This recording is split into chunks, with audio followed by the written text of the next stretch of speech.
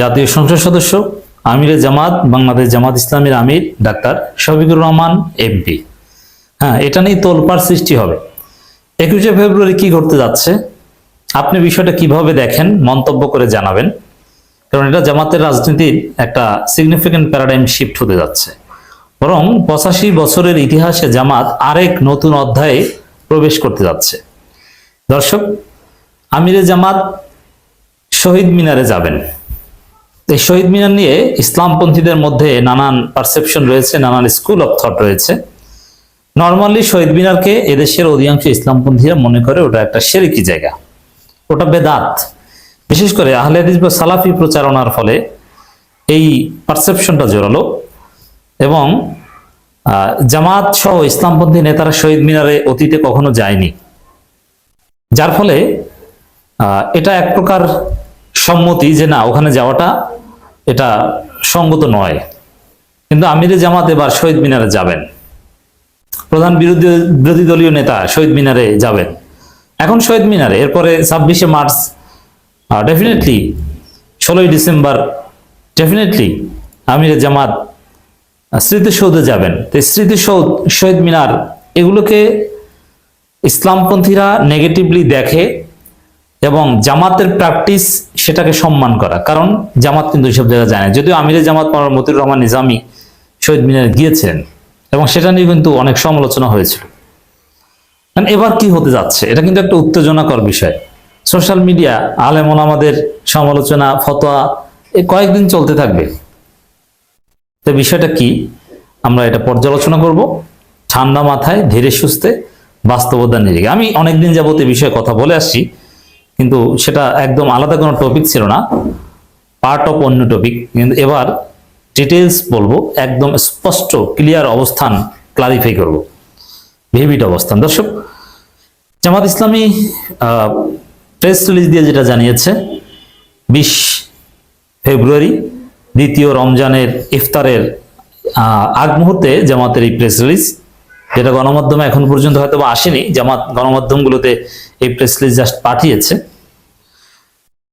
আগামীকাল 21শে ফেব্রুয়ারি রাত 12টা 1 মিনিটে আন্তর্জাতিক মাতৃভাষা ও শহীদ দিবসে জাতীয় সংসদের মাননীয় বিরোধী দলীয় নেতা ডাক্তার শফিকুর রহমান রাষ্ট্রীয় আচার অনুষ্ঠানের অংশ হিসেবে কেন্দ্রীয় শহীদ মিনারে যাবেন।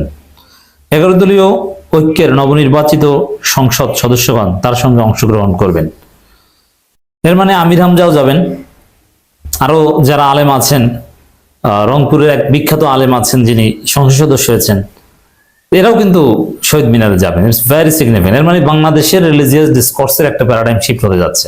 আমির হামজা শহীদ মিনারে যাবেন, সাদিক ক্যামেরা তো আছেনই। এরপর তিনি আজিমপুর কবরস্থানে ভাষা শহীদদের কবর জিয়ারত করতে যাবেন এবং তাদের রুহের মাগফিরাত কামনা করে দোয়া করবেন। তো বিষয়টা কেমন, এটা শতভাগ সঠিক কাজ। এই কাজ জামাতের অনেক আগে করা উচিত ছিল। আমি এটা প্রত্যেক বছর 21শে ফেব্রুয়ারিতে আমার আলোচনা, আমার দর্শক যারা তারা জানেন, না থাকলে গত বছর 21শে ফেব্রুয়ারি আলোচনা সার্চ দিয়ে দেখে নিন। প্রত্যেক বছর বলতাম যে জামাত শুড গো টু শহীদ মিনার। কেন যাবে না, সমস্যাটা কি? এটা অবশ্যই জায়েজ, এটা মুবাহ। শহীদ মিনারে যাওয়া না যাওয়া এগুলো ইবাদতের সাথে সম্পর্কিত কোনো বিষয় নয়, এটা শরঈ কোনো বিষয় নয়, এটা দুনিয়াবি একটা বিষয়, এটা মুবাহ, এটা সওয়াব হওয়া না হওয়া এগুলোর কোনো বিষয় না। শহীদ মিনারে কেউ শহীদদেরকে জান্নাতে পাঠিয়ে দিতে যায় না। শহীদদের জন্য শরঈ ভাবে যেটা করণীয়, এটা জামাত এত বছর করতো, এখনো করবে। যারা শহীদ হয়েছে 52 ভাষা আন্দোলনে, তাদের জন্য দোয়া করতে হবে। তাদের কবর জিয়ারত, ওটা তাদের মাগফিরাতের জন্য না। কবর জিয়ারত এটা আমার ভালোর জন্য। যে কবর জিয়ারত করবে লিতুজাক্কিরাল মাউত, তার মৃত্যুর কথা স্মরণ হবে এই জন্য। কিন্তু কবরে যিনি আছেন তার মঙ্গলের জন্য দোয়া করতে কবরের সামনে যাওয়া লাগবে না। আপনি যেখানে বসে দোয়া করবেন, আল্লাহ কবুল করবেন। অতএব সুন্নত হচ্ছে এটা, শহীদদের জন্য দোয়া করা, স্মরণ করা, দোয়া করা এবং নিজের মৃত্যুর কথা স্মরণ করা। আল্লাহ যেন যাদেরকে আমরা শহীদ বলি প্রকৃতপক্ষে তাদের জন্য শহীদ হিসেবে কবুল করে, এটা হচ্ছে সুন্নত। অতএব সুন্নতের জায়গা, শরঈ জায়গায় কোনো ইখতিলাফ নেই।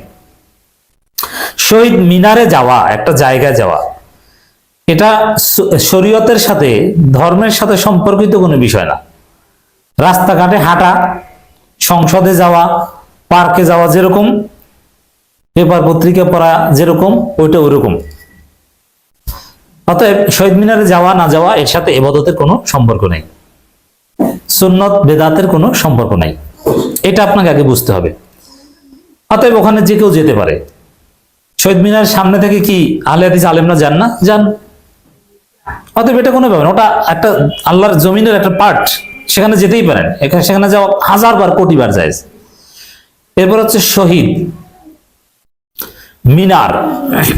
মিনার যে জায়গাটা, এই মিনারটাও কোনো রিলিজিয়াস প্রতীক না, এবং যারা শহীদ মিনার বানিয়েছে তারাও কেউ বলে নাই যে ওই মিনারের কারণে তারা জান্নাতে যাবে। ওই মিনার বানানোর সাথে ধর্মীয় চেতনা সওয়াবের কোনো সম্পর্ক নাই, এবং ওই মিনার কোনো মূর্তি নয়, ভাস্কর্য বলা যায় না, মূর্তিও বলা যায় না, কোনো সংজ্ঞায় পড়ে না। অতএব ওই মিনারও জায়েজ, ওটা একটা প্রতীক। এরকম রাষ্ট্রের প্রতীক আছে, কোন রাজনৈতিক দলের প্রতীক আছে, অতএব প্রতীককে আপনি যেভাবে কল্পনা করবেন সেটা। অতএব তাদেরকে যারা শহীদ হয়েছে বা নিহত হয়েছে 52 সালের ভাষা আন্দোলনে, এবং এই শহীদ এটাও ধর্মীয় শহীদ না, এটা রাজনৈতিক শহীদ। তবে আমরা দোয়া করি ধর্মীয়, যেহেতু তারা মজলুম ছিলেন, এই জন্য জালেমদের হাতে শহীদ হয়েছেন, যার ফলে আল্লাহ তাদেরকে কবুল করুক, আমরা এটা চাই। অতএব আপনি শিরক বেদাত কোনোভাবে এটাকে ওই সংজ্ঞায় ফেলতে পারবেন না। শহীদদের মিনার যেটা, যে বেদি, ওটাও জায়েজ মুবাহ, এবং সেখানে যাওয়াও জায়েজ, ফুল দেওয়াও জায়েজ। কারণ ফুল দেওয়া এটা সওয়াবের উদ্দেশ্যে দেওয়া হয় না। ফুল একটা ভালো জিনিস, আপনি কাউকে ফুল দিলেন, নিলেন, ইটস ভেরি সিম্পল। কিন্তু ওটাকে কোনো রসম হিসাবে নিয়মিত পালন করার মধ্য দিয়ে কেউ কেউ বলছেন যে এটা বেদাত হতে পারে, বা বেদাতের মূল বিষয় হচ্ছে ইবাদতের সাথে সম্পর্কিত করলে বা সওয়াবের কল্পনা করলে, ওই কল্পনা করলে এটা এতেকাদি, বেদাত মূলত এতেকাদি। এখন যারা একদম নিয়মিত রসম হিসাবে সওয়াবের উদ্দেশ্যে ওখানে যান, বা ওটাকে কোনো অতি পবিত্র কিছু মনে করেন, যে ওখানে জুতা নিয়ে প্রবেশ করলে পাপ হবে, এটা জুতা ছাড়া প্রবেশ করলেও সমস্যা নাই। কারণ আপনি যদি মনে করেন যে জুতা নিয়ে প্রবেশ করলে পাপ হবে, এটা সমস্যা। কিন্তু একটা প্র্যাকটিস, একটা দুনিয়াবি জাস্ট একটা যা অনেকে করে, ঠিক আছে, একটা রীতি। যেমন কোথাও কোথাও সব জায়গায় নামাজ পড়তে খালি গায়ে নামাজ পড়া যায়, কিন্তু আপনি খালি গায়ে নামাজ পড়তে যান না, ঘরে বসে পড়েন, মসজিদে যান না। তো এরকম একটা রীতি হিসাবে যদি কেউ খালি গায়ে খালি পায়ে যায়, এটাও সমস্যা না। এখানে মূল বিষয়টা হচ্ছে এতেকাদ, আপনার আকীদাটা কি। এখানে শহীদ মিনারকে যদি কেউ শহীদদের প্রতিকৃতি বা মূর্তির হিসাবে কল্পনা করে, ভাস্কর্য টাইপের কিছু কল্পনা করে, অথবা কেউ যদি জুতা পায়ে দেওয়াটাকে সওয়াবের কাজ মনে করে, জুতা পায়ে দেওয়াকে না দেয়াকে সওয়াব মনে করে, দেয়াকে পাপ মনে করে, এবং ওখানে ফুল দিলে তারা আত্মার শান্তি পাবে, সওয়াব হবে, এটা মনে করে, তাহলে সেটা বেদাত। কিন্তু জামাতের আমির ওইটা মনে করে সেখানে যাবেন না। তারা জাস্ট একটা রাষ্ট্রীয় প্র্যাকটিস হিসেবে যাচ্ছেন, ধর্মের সাথে এর কোনো সম্পর্কই নেই। এ ধরনের রাষ্ট্রীয় প্র্যাকটিস, এটা একদম বড় কোনো আলেম আনুষ্ঠানিকভাবে ফতোয়া দেয়নি যে এটা নাজায়েজ, কোনো সমস্যা নেই। আমির হামজা কেন, আপনারা সবাই যান, আলেম ওলামাদের যাওয়া উচিত। কেন যাবেন? ওটা একটা গুরুত্বপূর্ণ জায়গা, রাজনীতির একটা গুরুত্বপূর্ণ জায়গা, এটা একটা মুবাহ। ওখানে যাবেন, প্রোগ্রাম করবেন, বক্তব্য দিবেন, আড্ডা দিবেন, খাবেন, কিন্তু ওটা সওয়াবের কোনো জায়গা না। শহীদ মিনারের সামনে কেউ কোরআন তেলাওয়াত করে, কেউ নামাজ পড়বে, সমস্যা কি? কোনো সমস্যা নাই। অতএব একটা নতুন অধ্যায়ের সৃষ্টি হতে যাচ্ছে। আশা করি আমিরে জামাতের শহীদ মিনারে যাত্রার মধ্য দিয়ে এই কুসংস্কার বা ভুল ধারণা এটা দূর হবে, এবং ইসলামপন্থীরা এই গুরুত্বপূর্ণ জায়গায় অ্যাক্সেস পাবে, এখন থেকে তাদের একটা প্রেজেন্স তৈরি হবে।